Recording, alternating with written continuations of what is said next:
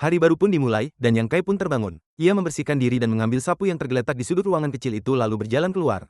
Berdiri di depan pintu, ia meregangkan tubuh sedikit. Ia menatap langit yang mulai kelabu dan memejamkan mata sambil menarik napas dalam-dalam. Ia menikmati momen damai ini, sebelum membuka kembali matanya untuk mulai menyapu tanah, membersihkan debu dan dedaunan. Mengenakan pakaian hitam yang sederhana dan bersih. Warna pakaian tua tanpa alasan, menyoroti kesepian pemuda itu dan tahun-tahun isolasi di sini. Tulang belakang Yang Kai lurus seperti lembing, dan dengan wajahnya memiliki ekspresi yang cermat. Meskipun dia menyelesaikan pekerjaan dengan peringkat terendah, tindakannya sangat tenang, dia tidak mengerahkan banyak tenaga pada sapu, tubuhnya bahkan tidak banyak bergerak. Dengan hanya rotasi pergelangan tangannya, sapu itu bergerak dengan mudah. Ketika tubuhnya bergerak, debu dan sampah di tanah tampaknya secara ajaib terkumpul di satu tempat di sekitarnya, seperti mereka telah menumbuhkan sepasang kaki. Yang Kai adalah murid percobaan Menara Langit. Selama 3 tahun ia berlatih di sekolah tersebut, tetapi ia hanya mencapai tahap ketiga dari tubuh yang ditempa. Namun murid-murid lain yang masuk pada saat yang sama dengannya telah lama melampauinya dan mencapai tahap yang lebih tinggi. Mereka semua dapat memasuki gedung utama, memberi penghormatan, dan melangkah maju menuju masa depan mereka. Sementara ia hanya dapat meratapi ketidakmampuannya di pelataran luar. Tubuh yang ditempa tahap ketiga dalam 3 tahun tidak bisa disebut buruk atau baik, tetapi benar-benar sangat pas-pasan. Tanpa daya, Yang Kai hanya bisa terus menyapu bersih di lapangan luar.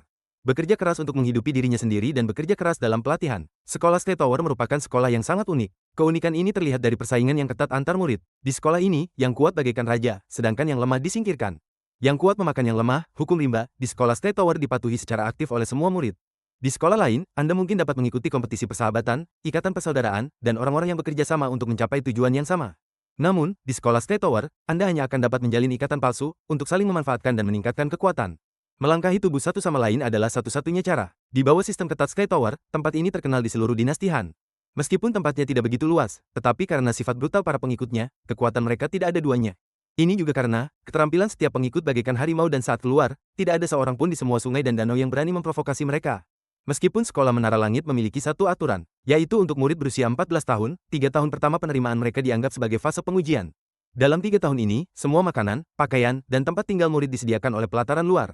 Murid hanya perlu fokus pada kultivasi. Jika dalam 3 tahun ini Anda dapat menembus tubuh yang ditempa, maka Anda dapat memasuki pelataran dalam untuk memberi penghormatan kepada para tetua dan menjadi murid mereka. Tentu saja Anda tidak perlu memiliki guru dan berlatih sendiri, tetapi perbedaan antara belajar sendiri dan memiliki guru sangat besar.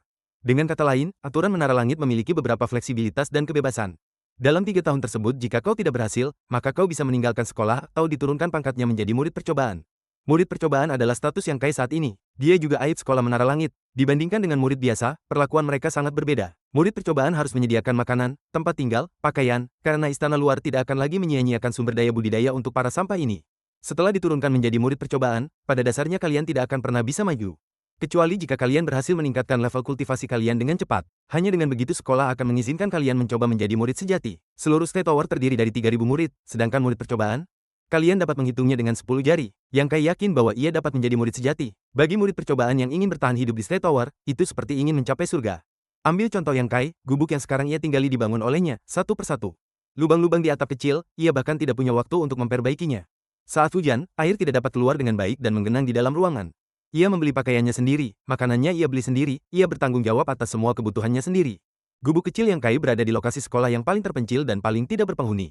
Umumnya dengan perlakuan yang mengerikan seperti itu, sulit untuk bertahan. Itulah sebabnya sekolah ini hanya memiliki sedikit murid seperti ini. Kebanyakan yang tidak dapat menembus tubuh yang keras memilih untuk pergi, tetapi Yang Kai tetap tinggal. Sudah ditendang keluar, bagaimana kabarnya? Beberapa bulan sebelumnya, saat ia dijadikan murid percobaan, Yang Kai menerima pekerjaan menyapu untuk menafkahi dirinya. Saat ini Yang Kai adalah murid percobaan sekaligus pelayan kecil penyapu menara. Namun, hanya dengan menyapu untuk bertahan hidup saja sudah sulit. Ada kalanya ia kedinginan atau lapar, dalam kehidupan ini ia telah memilih jalan ini. Meski begitu, ia tidak menabuh genderang mundur, karena dalam kehidupan ini ia telah memilih sumpah ini dan harus terus menjalaninya. Itulah yang dilakukan manusia. Dalam Yang Kai ada ketangguhan, kalau tidak menabrak tembok bata, maka jangan melihat ke belakang. TLN, ungkapan Cina, untuk melanjutkan keputusan, ide, rencana Anda sendiri. Langit berangsur-angsur mulai terang saat ia menyapu, membersihkan jalan setapak, menyapu debu dari angkasa. Meskipun menyapu sendiri tidak menggunakan banyak tenaga, tetapi tanpa makanan atau minuman sejak pagi dan terus bergerak, Yang Kai berkeringat. Ini tidak ada hubungannya dengan kekuatan, tetapi fisiknya sangat buruk. 2 dari 3 kali makan dia merasa lapar. Bagi siapapun yang hidup seperti dia, bagaimana mungkin fisiknya bisa baik? Secara bertahap, para pengikut Menara Langit mengelilinginya. Para pengikut ini bangun pagi-pagi sekali, bukan untuk berkultivasi, tetapi untuk melihatnya. Mereka sangat tertarik pada Yang Kai, menatapnya dengan tatapan tajam seperti sedang menatap wanita cantik telanjang. Aroma harum seperti bak daging yang berair tercium. Di antara para murid menara yang berkumpul di sekitar Yang Kai, ada juga suasana persaingan yang menegangkan di udara.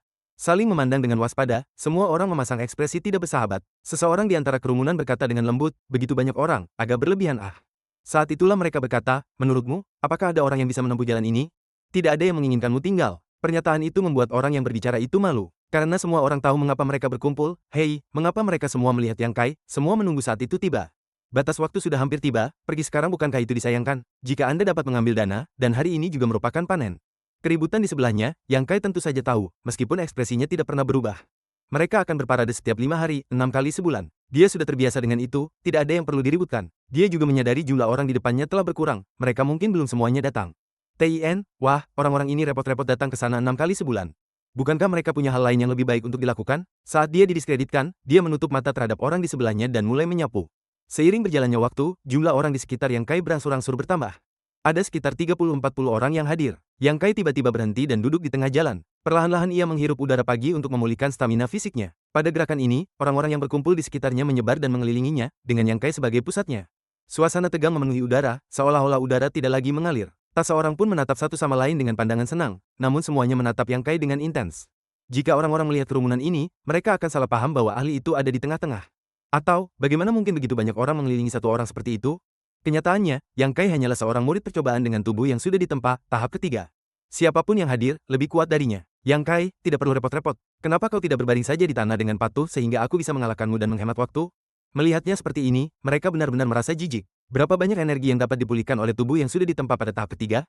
Anda akan tetap kehilangannya, jadi mengapa harus berlama-lama? Dengar, dengar, Yang Kai, tolong pikirkan juga perasaan sesama murid. Kami tidak sepertimu, setelah pertandingan ini kami harus berlatih. Pernyataan itu adalah agar Yang Kai segera menyerah dan membiarkan mereka memukulinya. Membuat tindakan memulihkan energi internalnya tidak menghormati mereka. Meskipun dia hanya menutup telinga, seperti Buddha Lao. Waktu terus berlalu, tiba-tiba lonceng menara yang merdu berbunyi. Lonceng itu sampai ke telinga semua murid yang mengelilingi Yang Kai dan dirinya sendiri, mengejutkan para murid. Lonceng berdentang 9 kali, dan dari timur matahari terbit. Hari itu adalah hari yang baru. Napas semua orang menjadi tenang, tanpa daya menatap Yang Kai saat dia perlahan bangkit. Dia mengambil sapunya dan melirik orang-orang yang mengelilinginya. Pilih aku, senior Yang, teriak seseorang. Seranganku ringan, aku jamin tidak akan sakit. Omong kosong, pilih aku akan berbelas kasih. Aku akan mengakhirinya dengan satu pukulan, dan aku berjanji tidak akan membuang-buang waktu semua orang. Pilih aku, pilih aku. Suasananya riuh sekali, bagaikan di pasar, para pedagang berlomba-lomba menjual hasil bumi mereka dan berlomba-lomba menunjukkan siapa yang paling segar.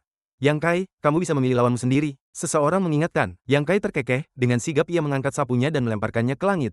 Puluhan pasang mata menatap ke atas, penuh harap, menunggu sapu itu jatuh sambil berdoa. Pilih aku, pilih aku. Waktu seakan melambat, sapu itu berputar beberapa kali di udara dan langsung jatuh ke tanah dengan suara dentuman keras, tak bergerak lagi. Kepala sapu menunjuk ke arah kerumunan, ke seorang remaja kekar. Suara penyesalan, kerumunan penuh dengan kebencian dan kepasrahan. Namun, pemuda kekar itu tertawa terbahak-bahak dan bergegas keluar. Rekan-rekan murid, saudara ini memenangkan pertempuran hari ini. Tetapi harap rekan-rekan murid tidak menyalahkan saya. Beruntung sekali, kata seorang dengan cemburu. Kenapa dia tidak memilihku? Karena aku datang setiap 5 hari, selama sebulan.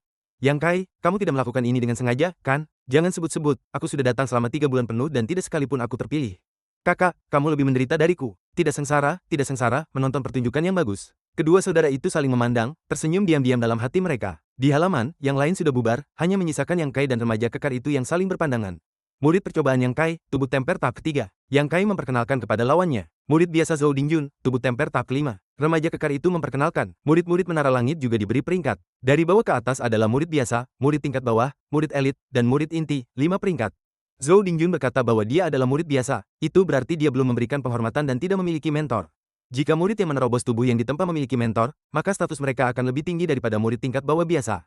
Dan murid elit tersebut dipilih dari murid tingkat bawah terbaik. Adapun para murid inti, mereka diperlakukan sebagai harapan generasi penerus sekolah menara langit dan karenanya dididik sebagaimana mestinya. Hierarki murid yang mengagumkan, meskipun tampaknya tidak masuk akal, dapat merangsang generasi muda ke dalam rasa persaingan yang sengit, yang merupakan dasar dari rezim tower yang brutal. Inilah alasan utama mengapa Yang Kai bertarung dengan banyak orang, aturan lain dari Sky Tower, aturan tantangan.